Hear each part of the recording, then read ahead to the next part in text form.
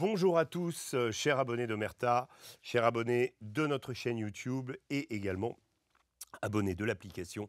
Je rappelle toujours à ceux qui sont toujours plus nombreux de la chaîne YouTube, là vous êtes 350 000, on a dépassé ce chiffre, on est en route vers les 400 000. Ceux qui viennent de nous rejoindre, qu'il existe aussi une application Omerta sur laquelle vous pouvez voir nos documentaires et je vous en recommande deux en particulier qui seront bientôt disponibles, un à la fin de la semaine, et déjà nos productions précédentes, mais un sur les dronistes sur le front en Ukraine et un autre sur la Syrie qui verra bientôt le jour, qui est en voie d'élaboration, en voie de montage. Donc vous aurez un contenu très fort dans les 2 prochaines semaines. Voilà, petite annonce. Aujourd'hui, eh bien, c'est une nouvelle édition du Grand Entretien et dans cette nouvelle édition, je reçois Aude Lancelin. Bonjour Aude. Bonjour.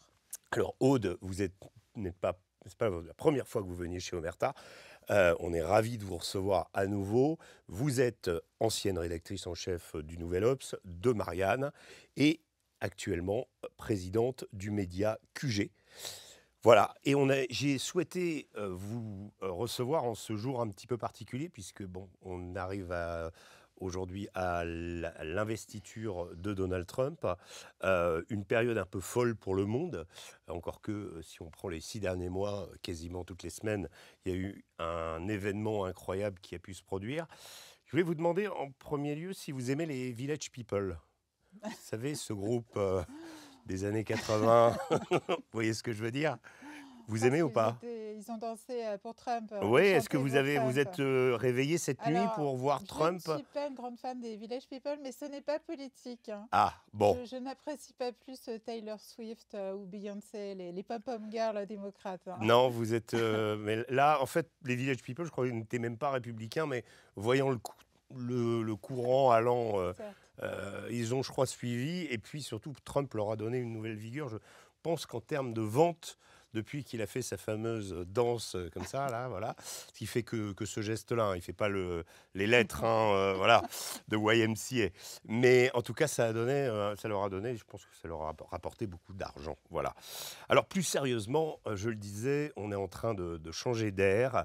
Comment voyez-vous, personnellement, l'arrivée de Donald Trump, ce deuxième mandat, cette saison 2 de Trump ? Alors tout d'abord, pour moi, pour nous, c'est pas vraiment une surprise. Hein. Ça fait longtemps qu'on s'attend à ça, qu'on se prépare à ça sur l'antenne de QG. Après, moi, je juge sur les résultats, pas sur les postures et pas sur la morale, la réputation. Je pense que la bonne attitude, c'est celle qu'a eue Bernie Sanders hier, hein, qu'on ne peut pas accuser d'être un fervent trumpiste. Ah non, c'est sûr.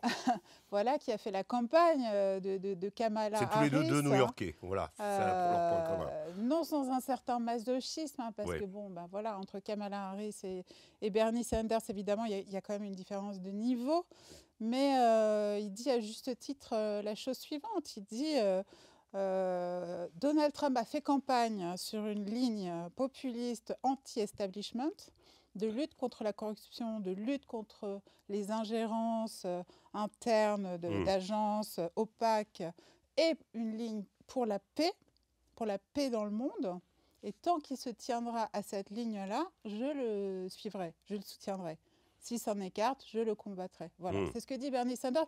Ça me paraît la meilleure attitude. Par ailleurs, je pense que beaucoup d'adversaires de Trump, beaucoup de gens de gauche notamment qui l'ont hitlérisé, ont été totalement pris à revers par une de ses premières décisions, à savoir mettre le paquet sur Gaza pour obtenir la paix, mettre la pression sur Netanyahou, obtenir la libération d'otages et obtenir ce cessez-le-feu que l'administration Biden a été incapable d'obtenir depuis 1 an et demi. Donc, je pense qu'il faut voir ça avec calme et il faut juger sur les actes. Pour le moment, ça va dans le bon sens. Alors, il y a aussi une dimension qui est inhérente à l'arrivée de Trump au pouvoir. C'est le recul, on va dire, d'une idéologie wokiste qui a été quelque part, dont les excès ont été quelque part mis à jour, à nu presque, avec les feux de Los Angeles. Est-ce que, avec ce département des pompiers de Los Angeles, où on faisait qu'il n'y avait plus on essayait une véritable chasse à l'homme blanc hétérosexuel pour mettre en avant des minorités. On était plus intéressé par des problématiques de représentation et de genre que de sécurité publique, développant aussi des idéologies qui ont été contre l'intervention dans ces feux. Est-ce que finalement ça, ajouté à la volonté de Trump, affichée justement de s'attaquer à toute cette idéologie, est-ce qu'on est en train d'assister, selon vous, en direct à la mort du wokisme? Alors, il faudrait s'entendre sur le terme wokisme, woke. Je l'ai un peu décrit quand même. Bon, si vous La voulez, dictature des minorités sur la majorité, on va dire. si le wokisme de la part de la gauche, ça consiste à faire prévaloir des questions ultra minoritaires de genre sur la question centrale de la justice sociale, à ce moment-là, moi, je peux vous donner raison. Je ne suis pas non plus ce qu'on appelle woke. Maintenant, si l'anti-wokisme, ça veut dire oublier que, par exemple, dans un pays comme la France, il n'y a que 8% des viols qui font l'objet de plaintes, il n'y a que 2% des viols intrafamiliaux qui font l'objet de plaintes, et qu'il y a donc encore beaucoup de combats à mener en faveur des violences faites aux femmes ou en faveur des minorités aussi. Il y a encore beaucoup d'homophobie, et certainement à la faveur de cette bascule mondiale, certains imbéciles vont aussi se déchaîner en ce sens. Donc, je pense que c'est quand même des questions évidemment extrêmement sensibles, à manier avec précaution, qu'il y ait eu des excès, qu'il y ait eu véritablement une idéologisation totale de la question du genre, de la question LGBT, c'est un fait. Et je pense même des personnalités intellectuelles de gauche radicales l'ont dénoncé très tôt. Je pense à des gens comme Slavoj Žižek. Dès les années 2010, à New York, qui faisaient des conférences sur le sujet. James Carville, au sein du Parti démocrate d'ailleurs, a dénoncé les trop grandes concessions faites justement à ce radicalisme. Absolument. Même toute personne de gauche conséquente ne peut pas faire de cette question-là l'alpha et l'oméga de sa pensée. Donc oui, effectivement, on est en train de vivre un moment de backlash, en tout cas de rééquilibrage. Je pense que ça prendra du temps de voir les effets que ça a produit et de les évaluer. Alors, hier, vous avez annoncé que votre média, QG, ne quitterait pas X.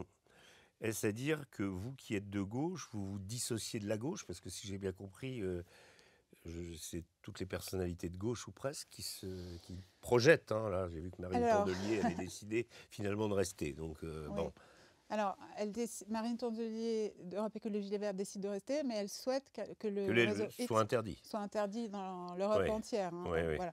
Non. Alors, heureusement, toute la gauche ne quitte pas X. Je dirais même que ça devient presque un révélateur des postures et impostures des uns et des autres, parce que les vrais combattants, ceux qu'on retrouve aussi lors des combats sociaux comme les Gilets jaunes ou la réforme des retraites dans la rue, eux ne quittent pas X. Révolution permanente ne quitte pas X. La France insoumise ne quitte pas X, jusqu'à preuve du contraire. Je ne sais pas ce qui se passe. Alors, Raphaël Glucksmann, oui, mais enfin, on peut demander s'il est de gauche. Voilà. Aussi. Donc, non, moi je pense qu'il est évidemment hors de question qu'on quitte X, pour une raison très simple. Ça relèverait du suicide, c'est-à-dire que tout ce système d'information entièrement vérolé est fait justement pour invisibiliser nos combats, les gens comme nous. Moi, à titre personnel, après avoir été liquidée des médias mainstream, il faudrait qu'en plus nous nous sabordions nous-mêmes sur les réseaux sociaux et peut-être que nous allions vivre dans une grotte, je ne sais pas dans quel pays lointain. Donc, évidemment, cette espèce d'intimidation, de culpabilisation ne fonctionne absolument pas. Au contraire, et j'irai même plus loin, c'est qu'en fait, Elon Musk, je suis désolée pour tous ces gens-là, mais a remis de la pluralité et du jeu dans un univers qui était littéralement devenu étouffant. Voilà.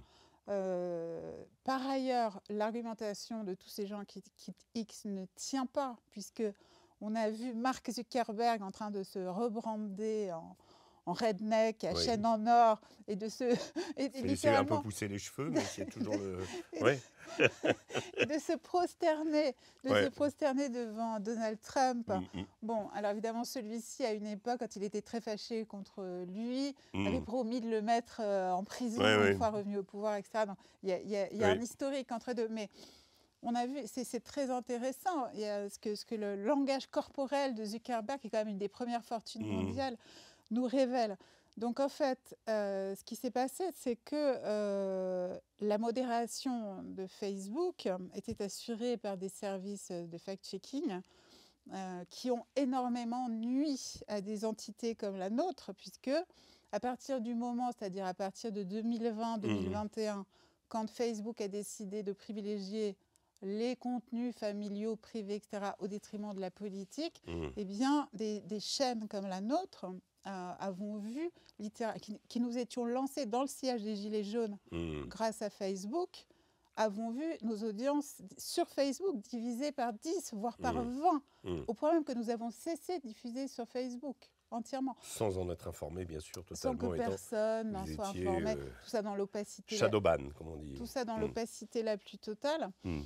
Donc voilà, donc il est évident que la liquidation de ces services de fact-checking, qui ne sont pas, les fact-checkers n'étant pas des journalistes, est une bonne nouvelle.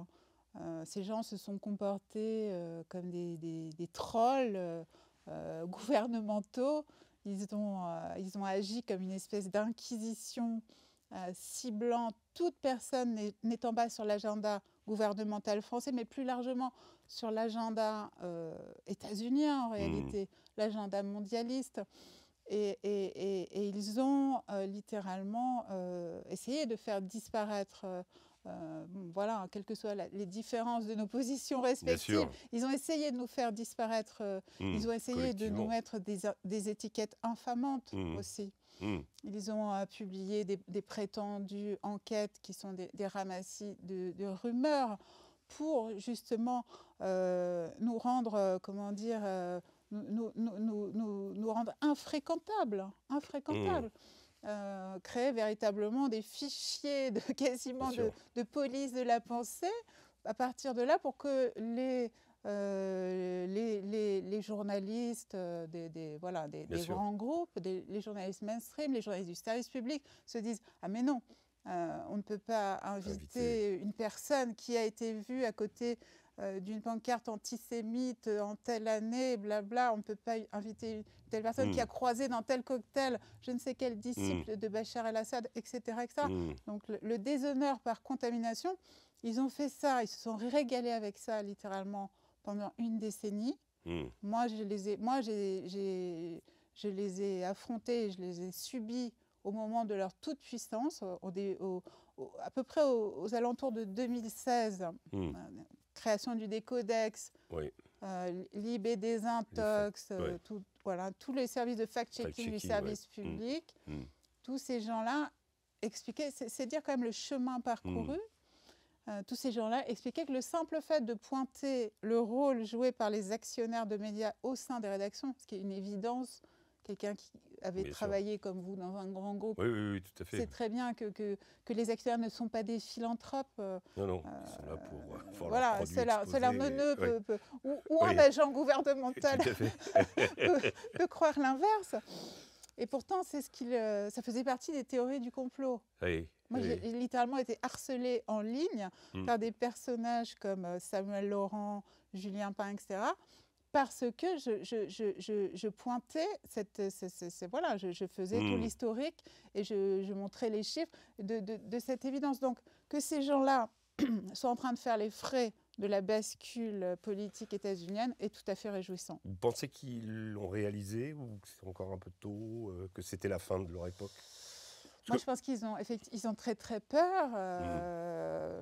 Si on regarde la dernière émission, parce qu'ils ont un plateau, bon, ça ne fait pas beaucoup de likes et de retweets, mais c'est peut-être pour ça aussi qu'ils détestent particulièrement X, parce que c'est un miroir assez affreux où ils voient leur popularité réelle qui est proche de zéro, en réalité. Parce que ce ne sont pas des gens... Alors, ce sont des gens qui vivent de subventions d'État, qui sont littéralement, s'ils devaient, comme nous, vivre d'abonnements payants, ils baisseraient le rideau en 48 heures. Parce que ce sont des gens littéralement honnis par les Français informés ou qui aiment l'information. Donc, chez nous, malheureusement, comme il y a encore beaucoup de subventions publiques à ce type de structure, ça va prendre un peu de temps. Mais le compte à rebours est lancé et je pense qu'ils l'ont compris, oui. Il reste quand même une citadelle, alors je ne sais pas quand elle pourra être réformée ni si elle sera un jour, c'est Wikipédia, où on peut dresser un portrait d'une personne sans que celle-ci ne puisse changer quoi que ce soit, où il y ait des caractères infamants, mais bon... on finit par se dire pourquoi porter plainte, ça va prendre du temps, etc. etc. Pensez que ça pourrait aussi être corrigé, parce que vous parlé des fiches qu'ils font, mais enfin, quand on regarde Wikipédia, on a l'impression, pour certaines personnes comme moi-même d'ailleurs, qu'on est face à des fiches politiques dressées par un commissaire d'une certaine époque en URSS. Quoi. Voilà. Alors je pense que ça, c'est le fruit de la pollution de tout le système de l'information, puisque les fiches Wikipédia sont reliées à des articles qui sont produits par ces mêmes rédactions qui eux-mêmes sont les modérateurs de Wikipédia et autorisent ou non telle ou telle source à rentrer. Voilà. Exactement. Donc évidemment, tout ça va prendre du temps. Ce qui vient de se passer est une évolution positive. Maintenant, il y a des éléments plus inquiétants. Par exemple, dans une récente enquête de La Croix sur le rapport des Français à l'information, on apprend que moins de 17% des Français sont prêts à payer pour de l'information. C'est-à-dire que les gens n'ont pas compris en fait que si vous ne payez pas, vous recevez toute la pollution informationnelle oligarchique directement dans votre cerveau en pipeline, et qu'il n'y a pas que personne ne produit de l'information gratuitement. Certainement pas messieurs Bernard Arnault, Patrick Drahi et les autres en tout cas. Freedom is not free, comme disait George Bush. Voilà. Mais je voulais deux remarques avant de passer à une autre question sur X.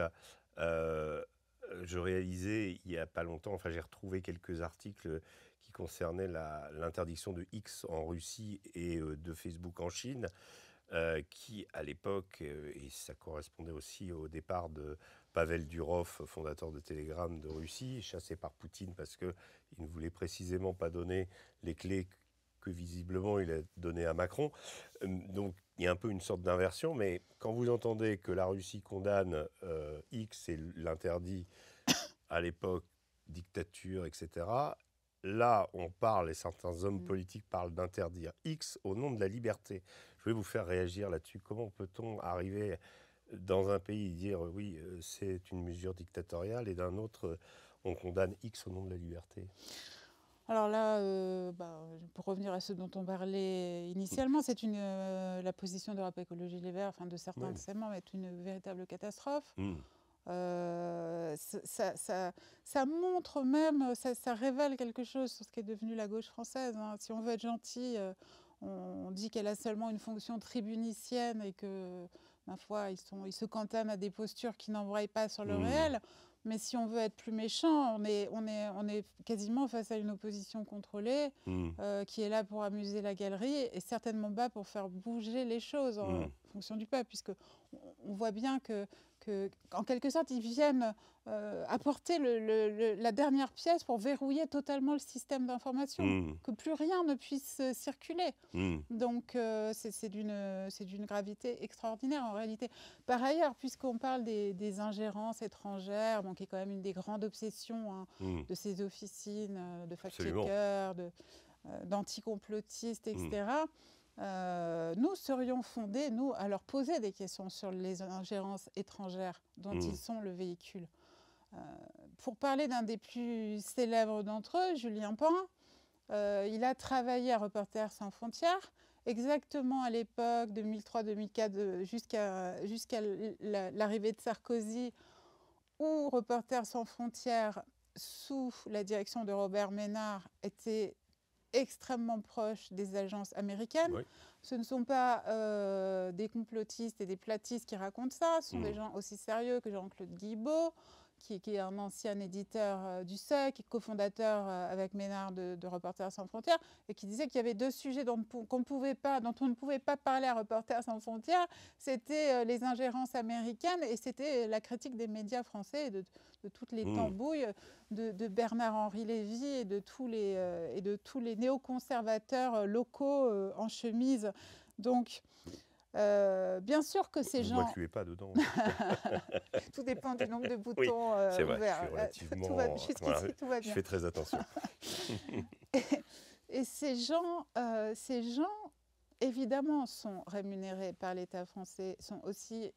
Ça a été l'objet d'un livre paru en 2008 d'un militant de gauche proche de la France insoumise, Maxime Vivas, qui s'est fait aussi, lui aussi, salir derrière sa fiche Wikipédia. Alors lui, c'est pas le Kremlin dont on l'accuse d'être un agent, c'est la Chine, lui. Voilà. Mais chacun a... Bon, voilà. Donc, il a démontré que, à cette époque, Reporters sans frontières était financé par des sociétés écrans de la CIA, etc. À ma connaissance, ces informations n'ont jamais été déconstruites. Voilà. Ouais. Et tout est comme ça, en réalité. Donc, ces gens ont construit, avec ce système du fact-checking, ces gens ont construit en réalité, oui, une nouvelle inquisition, une espèce de... Ils ne sont pas... Non seulement la vérité n'est pas leur métier, mais au contraire, la protection des mensonges d'État est leur véritable métier. Bien sûr. Donc, je pense qu'ils vivent des moments assez difficiles et que nous avons de bonnes raisons de nous en réjouir. Je vais revenir un instant sur les politiques, parce que vous connaissez par cœur ce monde de la gauche, on connaissait tous les acteurs. On évoquait la question de l'Europe Écologie Les Verts, mais ça va au-delà, puisque d'autres personnes, Olivier Faure, bon, je parlais de Raphaël Glucksmann, ont aussi cette tentation justement de vouloir sanctionner ou de censurer, etc. Est-ce que vous n'avez pas l'impression que finalement, là-dedans, quand on voit l'ouverture de votre média, qui est capable de rassembler des gens de toutes, un petit peu à la manière d'Omerta, c'est pour ça que nous aimons dialoguer, que vous êtes dans un processus un peu comme pendant la Révolution française et qu'un jour on va vous couper la tête parce que vous serez un Danton par rapport à un Robespierre un petit peu. Vous voyez ? Alors moi, si vous voulez, en ce qui me concerne, la chose... Vous êtes toujours à l'aise dans cette gauche ? La chose a déjà été faite puisque j'ai quand même subi 2 exécutions symboliques. D'accord. L'une de la gauche de licenciement violent, oui. L'un de la gauche social-démocrate et l'autre dans un lieu qu'une certaine gauche radicale présente comme un lieu d'une merveilleuse horizontalité et de bonheur universel sur Terre. Je pense notamment au bulletin de la CGT. La SNJ-CGT avait présenté le média comme un modèle entrepreneurial, bon, alors que tout le monde sait très bien toutes les horreurs qui ont pu s'y produire. Donc, si vous voulez, oui, moi je pense que c'est très difficile parce qu'il faut se battre sur plusieurs fronts quand on est sur nos positions, sur les positions que nous défendons. Puisque nous avons choisi, c'est pour ça que nous ne nous définissons pas ouvertement comme de gauche. Nous sommes transpartisans réellement parce que nous sommes du côté du peuple. Nous sommes pour une libération nationale des forces de l'argent dans ce pays. Et cela exige de parler à tout le monde. Cela exige absolument de parler à tout le monde, tout à fait comme dans l'esprit de la libération. Moi, je penserais plutôt à la libération que la révolution, Oui, à c'est ça, savoir des époques. C'est pour ça que les Gilets jaunes ont tellement résonné fort en moi, l'esprit du CNR. où exactement où des communistes vont devoir traiter avec la droite dure. Le peuple français va se réunir, drapeau rouge, drapeau bleu, blanc, rouge, pour faire face au mur de l'argent. Voilà. Alors évidemment, cette position-là, qui est la nôtre, elle est parfois attaquée, bien sûr, très violemment par quelques personnes de gauche. D'autres, en revanche, la comprennent très bien. Ça nous met aussi en dialogue et aux prises parfois avec des gens qui ne partagent pas du tout nos idées. Mais je pense que c'est la seule ligne possible quand on veut vraiment obtenir des résultats pour les gens. Et nous, c'est notre... Moi, je ne me lève pas le matin en me disant est-ce que je vais être suffisamment à gauche, est-ce que je vais être suffisamment dans le miroir de Twitter, comment vais-je me regarder et comment vais-je être perçue. Moi, ce que je veux, et les hommes politiques qui m'intéressent aujourd'hui, c'est ceux qui veulent vraiment faire avancer les choses et qui sont prêts pour ça à prendre des coups, parfois très durs, y compris des coups des Fire Friends. On sait que vous êtes beaucoup intéressé à François Ruffin, par exemple.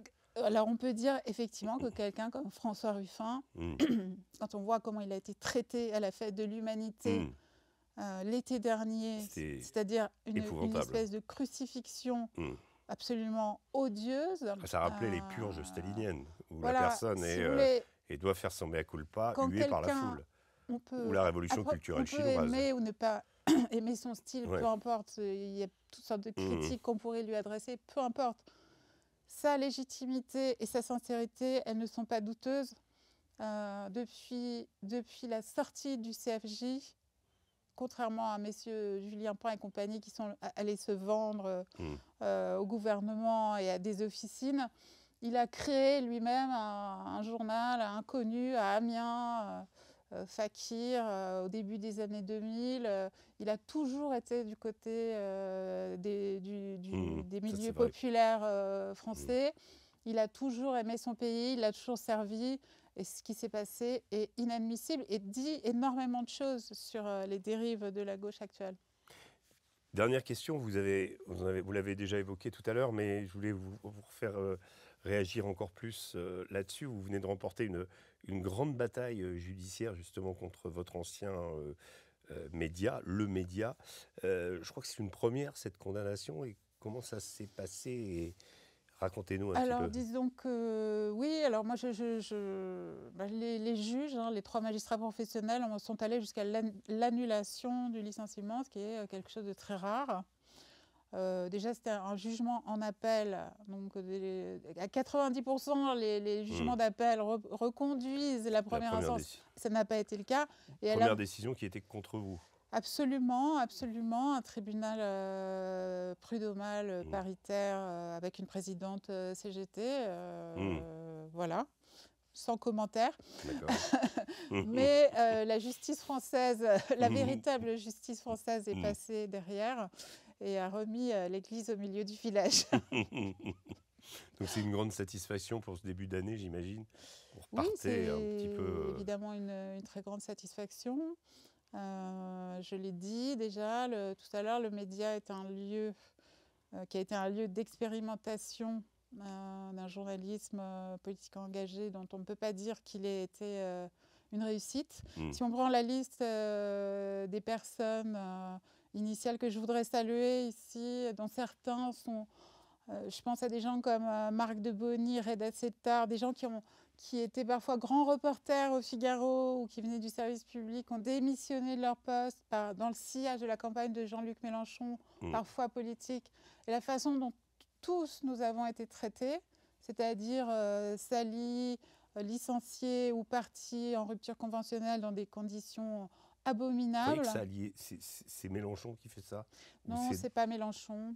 C'est pas Mélenchon. C'est un. Je pense que c'est un. Bon, parmi les fondateurs du média, je citerai Gérard Miller, dont maintenant la France entière connaît les états de service. Bien sûr. Mais avant, on ne le savait pas. Voilà, on ne le savait pas. Mais si vous voulez, non, je pense qu'en revanche, cette violence, elle a une origine. Elle vient aussi de la politique. Et tout ça mériterait d'ailleurs un récit. Et tout ça a une longue histoire. Et tout ça n'est pas une petite histoire en réalité. Vous le raconterez tout ça un jour? Parce que ça a été long quand même, cet épisode. Je ne sais pas, je ne sais pas. Je pense qu'en tout cas, il y a des leçons politiques. C'est ça qui m'intéresse surtout. Des leçons politiques à tirer de toute cette affaire. Une sorte de manuel pour une jeune qui voudrait lancer son média. Et voilà, pour éviter un peu les écueils de ce genre de... En tout cas, ce qui est certain, c'est que je pense que... C'est toute la politique qui est comme ça, vous pensez? Un média ne peut pas être adossé à un parti. Ouais. Moi, je pense que...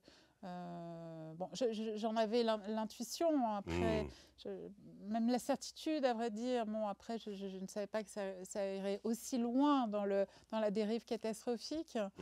Mais non, c'est impossible. Notre métier, si vous voulez, on en revient toujours à Orwell. Le seul sens de notre métier, c'est d'écrire des choses qui dérangent les pouvoirs et que quelqu'un ne voudrait pas voir imprimées. Tout le reste, c'est de la communication, c'est des relations publiques. Et que vous soyez engagé ou pas engagé, c'est la même chose. Nous n'avons qu'un seul maître à servir, c'est la vérité. Tout à fait. Merci Aude Lancelin, merci de votre visite et à très bientôt, j'espère. Merci à vous d'avoir regardé cette émission, j'espère que ça vous a plu. Et je vous dis à la semaine prochaine pour une nouvelle édition du Grand Entretien. D'ici là, je vous souhaite à tous une excellente semaine. À très bientôt.